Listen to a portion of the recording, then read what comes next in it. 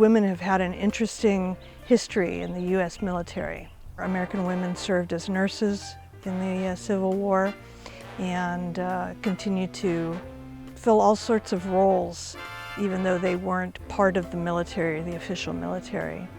World War I and World War II, we started to see a change. Women continued to nurse, especially in World War II. We really saw a lot of women participating. It wasn't really until the 70s that we started to see women participate in more standardized roles in the military. The women were so tremendous. Just here in Richmond, they built 747 ships in the short period of World War II. And the women would assemble them in repetitive jobs that they were able to easily learn. But they were welding, they were machining, they were riveting, they were doing really what would be called masculine jobs or male-oriented jobs, and they really did it well. Women in the military have really faced a lot of challenges. Sexism and sexual harassment also being a very, serious thing that women have had to deal with. Any woman who's in the military is going to experience sexism to a great degree. And a lot of people don't talk about it. From the very beginning, it's not easy. And it's definitely a men's world. When I joined, you have an exam that you have to go through. And the exam is very male-based. And men only have to score 24 to get in. And women have to score 85 to get in. And when I was in the military, I had to work harder and really just try to be the best that I could in order to, be equal to the men and be accepted in the ranks. There was a lot of just having to prove myself in an environment that sometimes could be hard. A lot of women have great careers in the military and have never had any problems with their male counterparts, and then a lot of women have also, it's been the opposite, and they've come back with PTSD, trauma, distrust of other people, and it's really a sad blemish on the United States military. 1 in 4 women is sexually assaulted or sexually harassed in the military. I'm part of a veterans group, and almost all of the women have suffered a sexual assault of some sort. And some reported it, some didn't. Some people got charged for it, most didn't. But it is very, very prevalent in the military. When I was in the service, I did experience sexual harassment and sexism, and it was a real struggle and a balance of finding my way serving with men and other women. It's a lot of times a delicate balance of how you present yourself, how you carry yourself, and always maintaining your dignity. I was a victim of sexual assault while I was there, and when I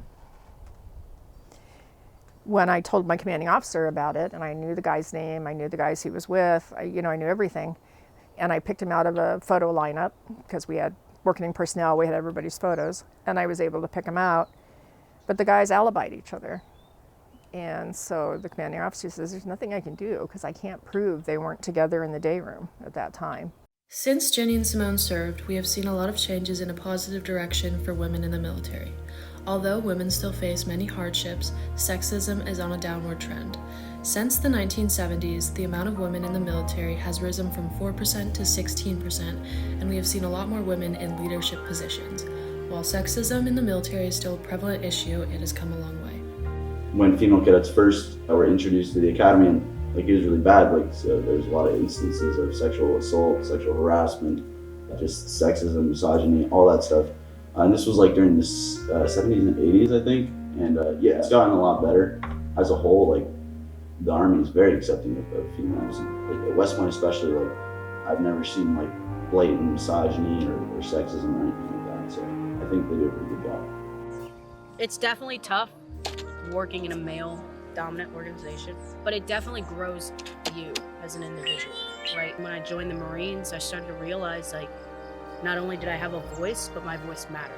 Yes, ma'am! I think a lot of people tend to think that, if you're only around males all the time, or if it's a male-dominant organization, females don't rise up in ranks, right? And I'm a perfect example of how that's not true, because I've been in for only 5 years, and usually it takes about 4 to hit sergeant, and I hit sergeant at 2.5-year mark. I see female cadets excelling all the time. They do great stuff. They're treated, the same as the guys are. Our first captain, who's like the kind of the boss of the corps of cadets, is actually a woman, and she's super capable, really smart. It's very easy to feel like it's females against males, right? But I think that's why with us in the Marine Corps, we do well in that, because it's like brother, sister. We're trained the exact same way. Everything's the same. You're a Marine, not a female and male. Some of my best friends are females there, and they're much smarter than I am. Females definitely do tend to be higher class rank, and they're treated with respect, among the Corps cadets, which is good because, a lot of people think that women shouldn't be in the military or whatnot, but that's definitely not the case at West Point.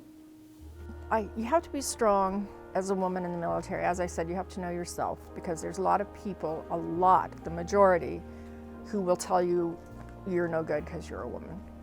So you're constantly having to say, no, I am strong. I know who I am. I'm not nobody because I'm a woman. And you have to just constantly be reminded of that internally.